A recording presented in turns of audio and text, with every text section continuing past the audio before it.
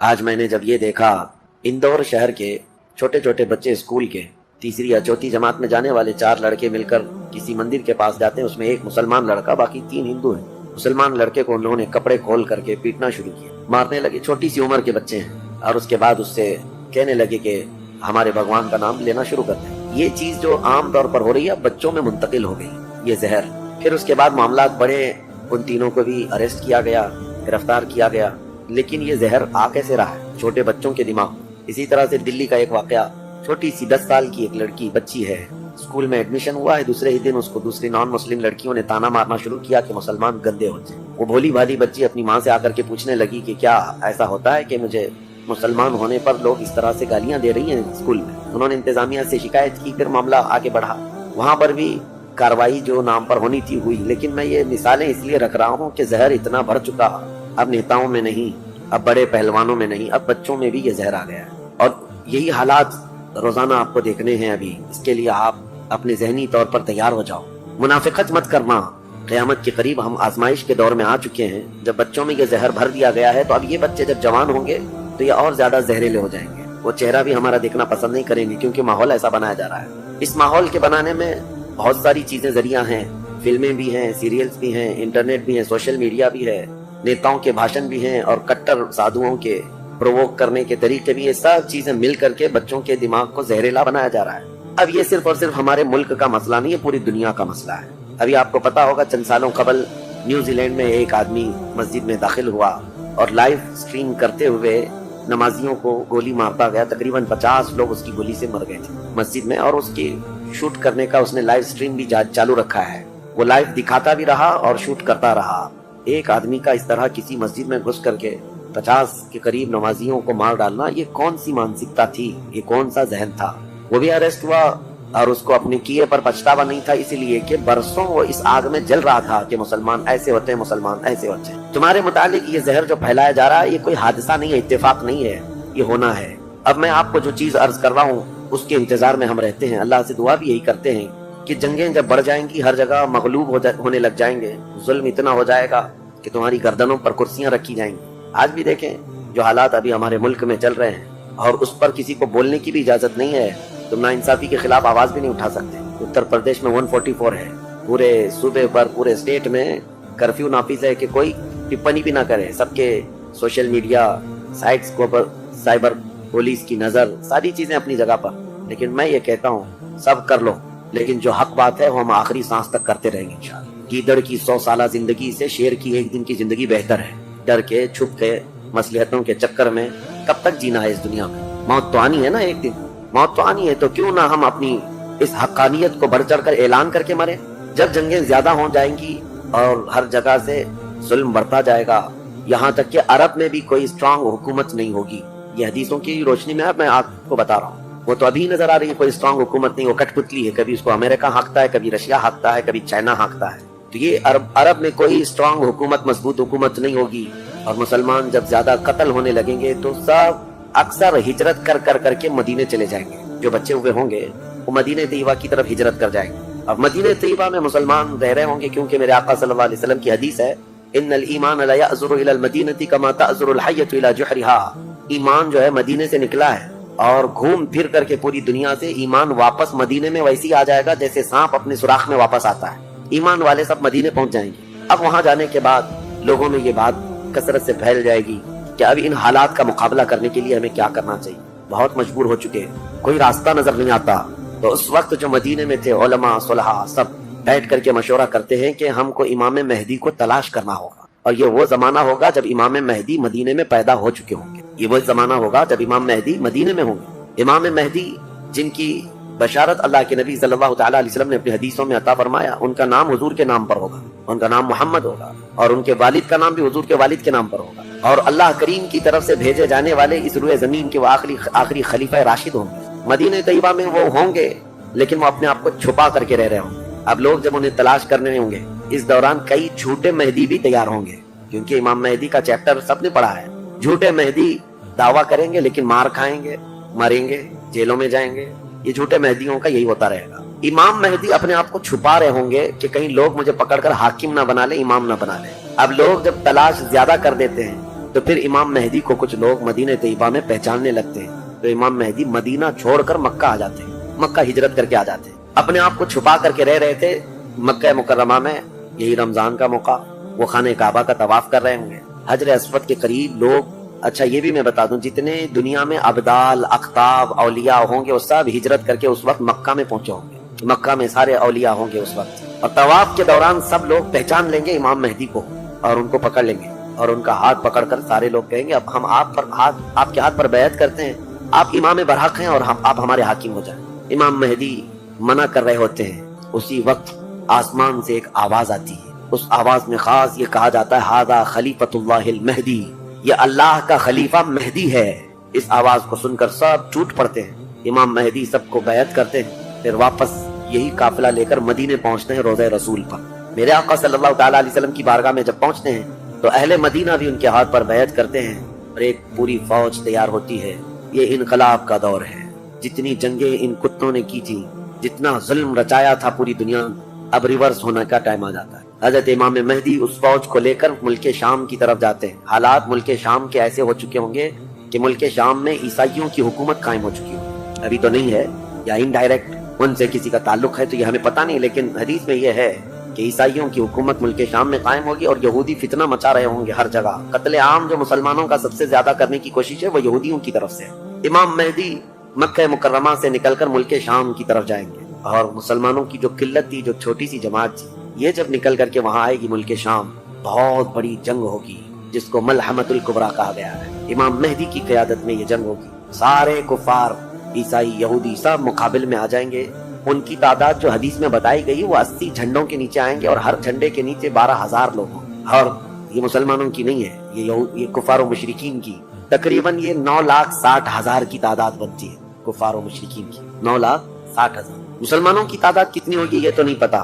اس کے بعد جنگ جب شروع ہوتی ہے، پہلے دن مسلمانوں کا 1/3 حصہ میدان چھوڑ کر بھاگ جاتا ہے، جو کمزور دل تھے وہ چلے جائیں، اور ان کے متعلق کہا گیا ہے کہ یہ ایسے لوگ ہوں گے جن کی توبہ کبھی نہ قبول ہوگی، اور روئے زمین کے سب سے بدترین لوگ ہوں گے، تو سب سے بدترین لوگ ہوں گے جو میدان چھوڑ کر بھاگ چکے ہوں گے 1/3۔ دوسرے دن 1/3 شہید ہو جائیں گے، قتل ہو جائیں گے۔ تیسرے دن اللہ تعالیٰ اس مومنین کی قلیل جماعت کو فتح مبین عطا فرمائے، اور اس کے بعد ملک شام کے سارے انتظامات امام مہدی کے ہاتھ میں ہوں۔ دمشق جب وہ آئیں گے، دمشق کی جامع مسجد سے امام مہدی اپنے انتظامات و انصرامات کو سنبھالیں گے، پھر وہاں سے امام مہدی اسی فوج کو لے کر قسطنطنیہ جو موجودہ استنبول ہے اس کو فتح کرنے کے لیے نکلیں گے۔ اس وقت وہ بھی عیسائیوں کے ہاتھ میں ہوگا۔ اب جب امام مہدی یہاں آئیں گے، صرف ایک ہی دن میں قسطنطنیہ یعنی استنبول فتح ہوگا، اور اس کی بھی کیفیت بتائی گئی ہے، مسلمانوں کے صرف نعرے تکبیر سے فتح ہوگا، صرف اس لیے کہ ایسی ہیبت طاری ہوگی ان کفار و مشرکین کے دلوں میں، پورا شہر فتح ہوگا۔ امام مہدی یہ شہر فتح کر کے واپس ملک شام آئیں گے، دمشق میں آئیں گے۔ اب یہ وہ وقت ہوگا جب امام مہدی مسجد سے انتظامات و انصرامات سنبھال رہے ہیں، اور کثیر جنگیں اس وقت بھی ہوں گی، لیکن ہر جنگ میں اللہ تعالیٰ امام مہدی کو فتح عطا فرمائے گا، ہر جنگ میں۔ اور یہودی دسیسہ کاری کر رہے ہوں گے، امام مہدی کو ختم کرنے، قتل کرنے کی بہت کوششیں کر رہے ہوں گے، پھر امام مہدی ان یہودیوں سے لڑتے رہیں گے۔ اس وقت اللہ کی بارگاہ میں امام مہدی بھی دعا کرتے ہیں کہ مولا ان ظالموں سے ہمیں نجات عطا فرما، اور یہودی بھی جگہ جگہ اس بات سے پریشان ہوں گے کہ امام مہدی نے ان کا بیڑا غرق کر رکھا ہے، جہاں جاتے ہیں مقابل میں یہ شکست کھاتے ہیں، مر جاتے ہیں، اور ان کے مقابل میں کوئی آ نہیں پا رہا ہے۔ تو پھر ایران کے ایک علاقے میں یہ یہودی کثرت سے دعا میں مشغول ہوں گے۔ یہ وہ زمانہ ہوگا جب عراق اور شام کے بیچ میں دجال ظاہر ہوگا۔ دجال، اس کے متعلق حدیث پاک میں تفصیلاً بہت ساری باتیں آئی ہیں۔ دجال آئے گا، وہ ایک آنکھ سے کانا ہوگا، آنکھیں دونوں ہوں گی، ایک آنکھ اس کی نظر آئے گی، اور اس کی آنکھ کے کنارے کافر لکھا ہوا ہوگا جس کو مسلمان دیکھ کر پہچان لیں، اور وہ بڑا بھاری بھرکم طاقتور ہوگا، اور اللہ تعالیٰ اس کو بہت سارے خارق عادات چیزیں عطا کرے گا۔ وہ ظاہر ہوگا اور سب سے پہلے یہودیوں میں آ کر کے ہی بیعت لے لے گا، یعنی اپنے آپ کو پہلے رسول بنائے گا، اور پھر سارے یہودی۔ حدیث پاک میں تو ہے کہ اصفہان ایران کے 50,000 یہودی اس کی فوج میں شامل ہوں گے، ہاں، جس کو یہ مسیحا کہتے ہیں، اور اس کے انتظار میں بلیاں چڑھا رہے ہیں۔ یہ ظاہر ہوگا عراق اور شام کے بیچ میں ہے، اور پھر یہ سب یہودی دجال کی فوج میں شامل ہوں گے۔ دجال ایسے نکلے گا روئے زمین پر، حدیث پاک میں یہ سب ملتا ہے کہ وہ آسمان سے گئے گا تو آسمان سے بارش برس جائے گی، زمین سے سبزہ نکلنے لگے گا، کسی کو مار کے دوبارہ زندہ کر کے دکھائے گا، یہ سب چیزیں وہ کر کے دکھائے گا۔ یہاں تک کہ چلتے چلتے زمین سے کہے گا تیرے اندر جتنے خزانے ہیں نکال، زمین پورے خزانے باہر کرے گی، اور جب وہ آگے چلتا رہے گا تو یہ خزانے شہد کی مکھیوں کی طرح اس کے پیچھے جھنڈ کی طرح چلتے ہوں گے خزانے. اور دنیا کے لالچی لوگوں کو ایک سکہ ہی چاہیے بس، جس کے پاس مال ہے اس کے پیچھے غلامی. بہت بڑا فتنہ ہوگا، بہت بڑی آزمائش ہوگی، لیکن جو ایمان والے ہیں حدیث میں اس دن بھی وہ نہیں بہکیں گے، اس دن بھی وہ نہیں بہکیں گے. وہ غضب کا ایمان ہوگا ان لوگوں. حضور صلی اللہ تعالیٰ علیہ وسلم نے فرمایا دجال کے فتنے سے مقابلہ کرنے والے جو مومن ہوں گے نا، اس کا فتنہ دیکھ کر کے بھی ایمان پر قائم ہوں گے، ان کے لیے حضور نے فرمایا وہ بغیر حساب کے ہی جنت میں جائیں گے. ان کا حساب نہیں ہوگا، بنا حساب کے جنت میں جائیں گے. تو دجال روئے زمین پر گھوم رہا ہوگا اور فتنہ مچا چکا ہوگا. پہلے تو رسول کہتا رہا، اس کے بعد پھر خدائی کا دعویٰ کرے گا کہ میں خدا ہوں. اس کی خدائی کو ماننے والے وہ یہودی بھی ہوں گے، عیسائی بھی ہوں گے، بہت سارے مسلمانوں میں بھی گمراہ ہو چکے ہوں گے. جن کا پہلے سے ایمان مضبوط نہیں تھا وہ اس کے پیچھے چل پڑیں گے. وہ ہزاروں کی تعداد میں لوگوں کو کافر بنا چکا ہوگا. میرے عزیز، دجال تو بہت بڑی بڑی چیزیں دکھا رہا ہے، آسمان سے بارش برسا کر کے، زمین سے سبزہ اگا کر کے. اور اس وقت کئی لوگ گمراہ ہو جاتے ہیں. یہاں تو چھوٹی موٹے باباؤں کے پیچھے گمراہ ہوتے ہیں. آج چٹھی نکال کر دکھا رہا ہے بابا، تو بھیڑ لگ چکی ہے کہ تم کیا کھائے ہو، کیا پیے ہو، کیا سوچ رہے ہو، چٹھی میں نکال کر کے دکھاؤں گا. چٹھی والے بابا کے پیچھے ہی ہزاروں چلے جاتے ہیں، تو دجال والے بابا کے پیچھے کتنے جائیں. لیکن حدیث پاک کی روشنی میں مفسرین نے، محدثین نے فرمایا کون لوگ اس دن محفوظ رہیں گے، کون لوگ اس دن محفوظ رہیں گے. دجال کی شکل جیسی بھی ہو، لیکن وہ جو چیزیں خارق عادات دکھا رہا ہوگا لوگ اچھمبے سے دیکھ رہے ہوں گے. اچھا ایک بات اور بھی بتا دوں، آپ گھر میں بیٹھے ہوں، کوئی مسجد میں ہوں گے، شور آئے گا کہ وہاں پر خدا اتر پڑا ہے، نعوذ باللہ من ذالک، اور عجیب و غریب چیزیں دکھا رہا ہے. آسمان کو کہہ رہا ہے تو آسمان بارش برسا رہا ہے، زمین کو کہہ رہا ہے تو زمین خزانے نکال رہی ہے. کچھ لوگ جو گھر میں بیٹھے ہوں گے، توجہ یہ بہت اہم بات کہہ رہا ہوں، کہیں محفل میں ہوں گے، مسجد میں ہوں گے، جب یہ شور آئے گا تو کچھ کہیں گے کہ چلو ہم بھی جا کر دیکھ کے آتے ہیں. تو کچھ لوگ یہ کہہ کر کے اٹھیں گے اور جا کر کافر ہو جائیں گے. اور کچھ لوگ وہ ہوں گے جو جیسے سنیں گے اپنے آپ کو گھر میں ایسے مضبوط بند کر لیں گے کہ ان کو ہوا آنے کی بھی خواہش نہ رہے، اس طرح اپنے آپ کو محفوظ کر لیں گے. اور بزرگوں نے لکھا ہے کہ اس وقت اس کے فتنے عروج پر ہوں گے، لوگوں میں صرف اور صرف چرچا یہی ہوگا. اسی لیے میں اکثر یہ میڈیا کو دجالی میڈیا کہتا ہوں. اس کی وجہ یہی ہے کہ دجال کے آدھے سے زیادہ کام یہ میڈیا والے کرتے ہیں. سب جگہ پھیلائیں گے افواہیں، اور جھوٹ کو سچ کر کے دکھاتے رہے، سچ کو جھوٹ کر کے دکھاتے رہے. یہ میڈیا یہی سب کام کرتی رہی. اس وقت کون لوگ محفوظ رہیں گے؟ بزرگوں نے لکھا ہے دجال کے قریب بھی جائے گا کوئی بندہ، لیکن اس کو دیکھ کر نہیں گمراہ ہوگا. تو یہ کون ہوگا؟ جس کا سینہ حضور کی محبت سے بھرا ہوگا.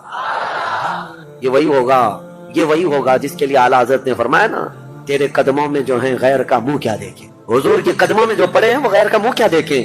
کون نظروں میں جچے دیکھ کے تلوا تیرا. اب یہ دجال گھومتا ہوا جب فتنہ بہت برپا کر چکا ہوگا، مکہ جائے گا، پہلے یہ یمن جائے گا، یمن میں بھی بہت فتنہ پھیلائے گا، اس کے بعد پھر مکہ آئے گا. مکہ کی سرحدوں کو اللہ تعالیٰ فرشتوں سے محفوظ کر رکھا ہوگا. فرشتے اسے داخل ہونے نہیں دیں گے، ماریں گے اور داخل نہیں ہو سکے گا. پھر مدینہ جائے گا، مدینہ طیبہ اپنی پوری فوج لے کر کے داخل ہونے کی. 2 شہروں کے علاوہ پوری دنیا کے ہر شہر گھومے گا.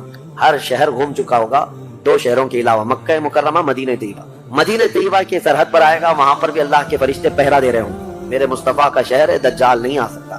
لیکن اس کا شہرہ جب مدینے کے باہر بہت پھیل چکا ہوگا، مقام جرف ایک جگہ ہے، وہاں تک وہ پہنچ چکا ہوگا جہاں آج بادشاہ نے ایک پیلس بنایا ہوا ہے. ان لوگوں نے ایک پیلس بنا کر رکھا ہے وادی جرف میں. وہاں تک پہنچے گا تو مدینہ طیبہ کے ایک عالم وہ جائیں گے، اس سے مناظرہ کریں گے، ڈیبیٹ کریں گے. صرف مناظرے کے کرنے کی وجہ سے اس عالم دین کو وہ قتل کر دے گا. قتل کر کے اس کے بعد پھر ان کو دوبارہ زندہ کرے گا، اور اس کے بعد کہے گا کہ دیکھا میری طاقت. اس عالم دین کا کہنا ہوگا اب تو مجھے تیرے دجال ہونے پر اور زیادہ یقین ہو گیا، اس لیے کہ میں نے میرے مصطفیٰ سے سنا ہے. وہ مار کر کے دوبارہ زندہ کرے گا. اور اس عالم کا دوسرا چیلنج یہ ہوگا کہ میں نے اپنے حبیب سے ایک اور بات سنی ہے، اب کی بار اب تو مار کر کے دکھا. دوسری بار حدیث پاک میں ہے دوسری مرتبہ اس عالم کو قتل کرنے کی 1000 کوشش کرے گا لیکن مار نہیں سکے گا. وہ عالم ربانی بیان کریں گے، اللہ کے نبی صلی اللہ علیہ وسلم کی بیان کی ہوئی علامات یہی ہیں، ایک بار قتل کر کے اٹھائے گا لیکن دوبارہ وہ مار نہیں سکے گا. یہ فتنہ پھیلا ہوگا دجال کا. اور یہ گھومتے پھرتے ملک شام پہنچے گا جہاں امام مہدی ہوں گے. امام مہدی یہودیوں سے جنگ کرتے کرتے اور دجال کے فتنوں سے فیس کرتے کرتے وہاں پر ہوں گے ملک شام میں، دمشق میں. دعا کر رہے ہوں گے اللہ ان کے فتنوں سے بچا. ایک عصر کی نماز ہوگی، جب امام مہدی نماز کے لیے جا رہے ہوں گے، 2 فرشتوں کے پروں پر ہاتھ رکھتے ہوئے سیدنا عیسیٰ علیہ السلام اتر جائیں گے.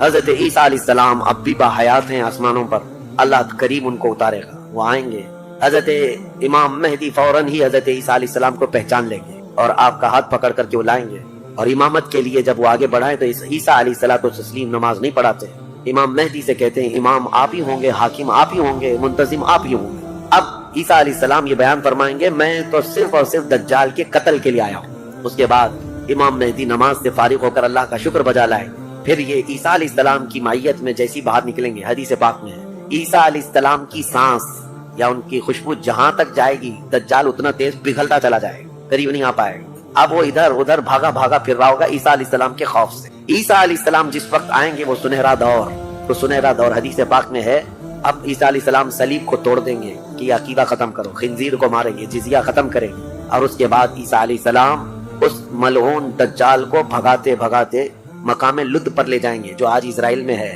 وہاں تک لے کر جائیں گے مقام لد پر۔ عیسیٰ علیہ السلام اس کو اپنے تیر سے ماریں گے، ختم ہو چکا ہوگا۔ دجال کے جتنے ہمراہی تھے ان کو بھی عیسیٰ علیہ السلام ختم کر دیں گے۔ اب جب واپس عیسیٰ علیہ السلام دمشق پہنچیں گے ملک شام، تو حدیث پاک میں پوری روئے زمین پر ایک بھی کافر نہیں ہوگا، جو ہوگا وہ مسلمان ہوگا۔ یہ وہ وقت ہے جس کا وعدہ اللہ نے قرآن میں فرمایا هو الذی ارسل رسولہ بالہدی ودین الحق لیظہرہ علی الدین کلہ، وہی اللہ ہے جس نے اپنے رسول کو ہدایت کے ساتھ بھیجا ہے تاکہ اپنے دین کو ساری دنیا پر غالب کرے۔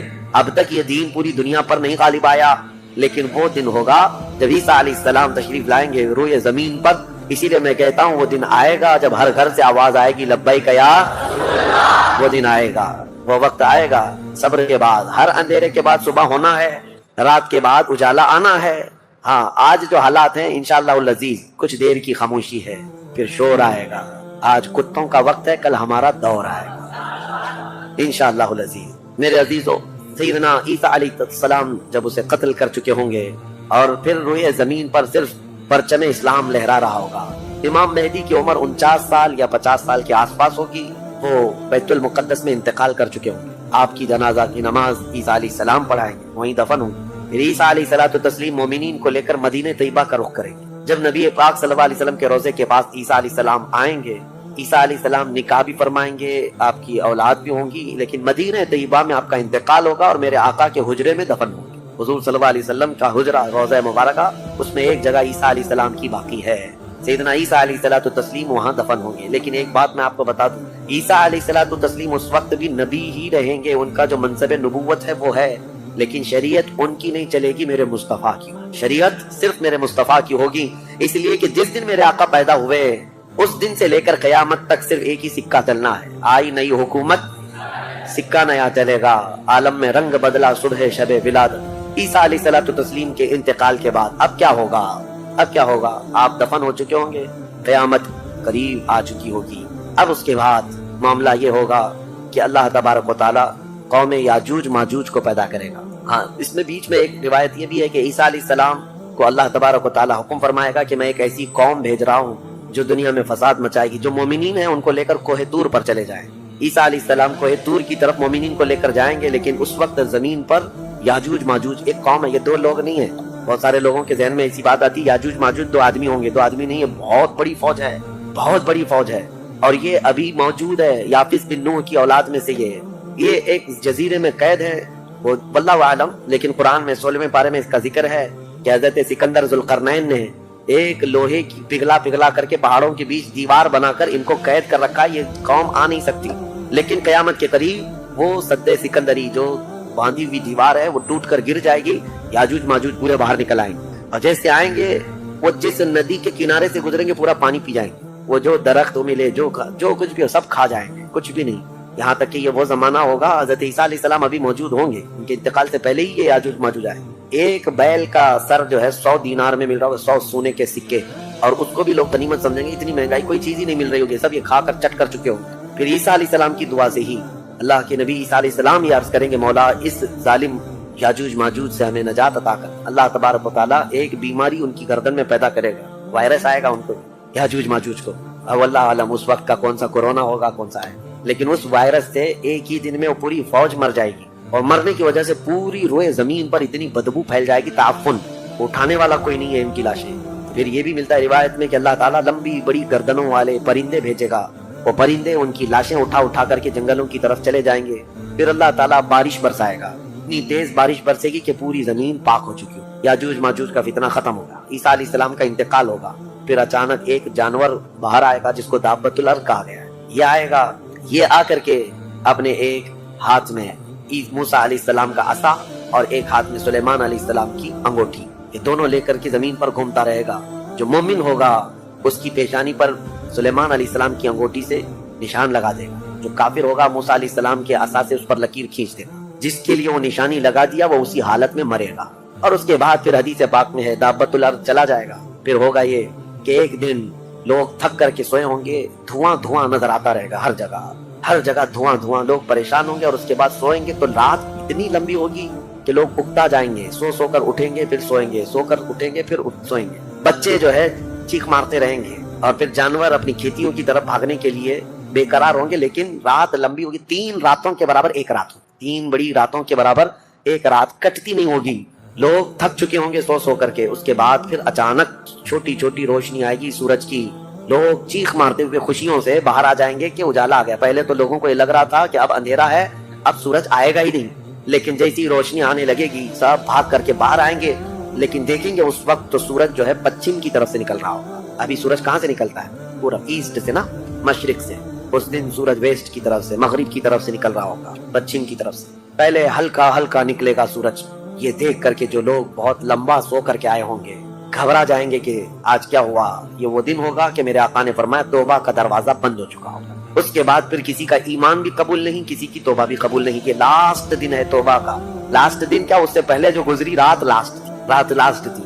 سورج نکل کر کے آئے گا دھیرے دھیرے، اس کے بعد دوپہر کا وقت جتنا ہوتا ہے اتنے وقت تک وہ آئے گا، اور اس کے بعد پھر واپس مغرب کی طرف ہی چلا جائے گا۔ ایسا نہیں کہ پچھم سے نکل کر کے پورب میں ڈوبے گا، آدھے تک آئے گا دوپہر تک، اور اس کے بعد سورج پھر اپنے معمول کے مطابق جیسی روٹین ہے واپس پھر پچھم کی طرف چلا جائے گا، ڈوب جائے گا۔ یہ آخری دن ہے، اب کسی کا ایمان کام نہ کرے گا، اب کسی کی توبہ کام نہ کرے گی۔ اب معاملات کیا ہوں گے، دھیرے دھیرے مومنین کا انتقال شروع ہوگا، تو نئے مومن نہیں ہوں گے، مومن انتقال کرتے جائیں گے، حکومتیں پھر سے ختم ہو جائیں گی۔ ایک روایت یہ بھی ملتی ہے جہجہ نام سے ایک اور بزرگ جو حکومت کریں گے چند سال، لیکن اس کے بعد پھر عادل حکمران نہیں آئیں گے، ختم ہوتے چلے جائیں گے۔ اب مسلمانوں کی تعداد جب گھٹنے لگے گی تو پھر بے حیائی بہت بڑھ جائے گی، اتنی کہ کھلے عام زمین پر سب کچھ ہونے لگے گا، ننگا پن جانوروں کی طرح لوگ زنا کرتے رہیں گے، سڑکوں پر، روڈوں پر، راستوں پر سب کھلے عام گناہ ہو رہے ہوں گے، بے حیائی بڑھ چکی ہوگی، یہاں تک کہ حبشیوں میں سے اب کالے لوگوں میں سے ایک جماعت جائے گی خانہ کعبہ کو بھی گرا دے گی۔ یہ وہ زمانہ ہوگا